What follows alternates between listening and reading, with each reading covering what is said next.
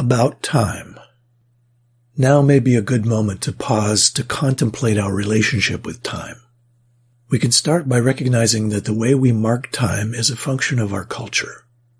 We owe the January 1st start date of a new year to the Romans, who disconnected the calendar from the seasons and the moon. The Assyrians started the new year at the first crescent moon after the spring equinox.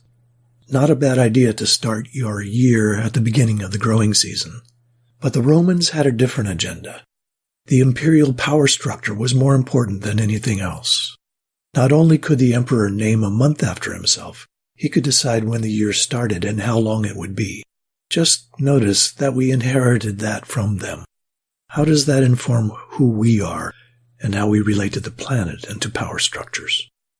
We measure our days by clocks, mechanical devices that mark off hours that are arbitrary units unconnected with any natural process. A culture might mark the start of a day when the sun comes up, but we don't do that. Just notice that we as a society are good at mechanics and measuring by units, but are not so tuned into the natural rhythms. As the hands circumnavigate the clock face, we see them move, and we get the feeling that time is a path we travel. We look at timelines, and we can see that over to the left is long ago, and to the right is closer to now. The dotted line to the right of now is the future. We think of time as traveling a distance. The future is down the road, and we need to get there. Realize that such a notion is merely a construct. It's all made up. Time doesn't travel. It's not long or short. It's not a line. Time is merely an idea. What is real is the now. Now is the always moment. It doesn't go anywhere. What changes are the phenomena in our world. The world of a minute ago no longer exists. What exists now are the reverberations of that minute ago. An infinite number of previous conditions led to the existence of all that is right now. Everything is vibrating energy. Some things vibrate more slowly than others. Some waveforms are more stable than others, and those things tend to persist. Just as every wave in a pool of water affects all the others, and every movement of air in a weather system affects the whole, each act we make or don't make affects our lives and the lives of everybody else.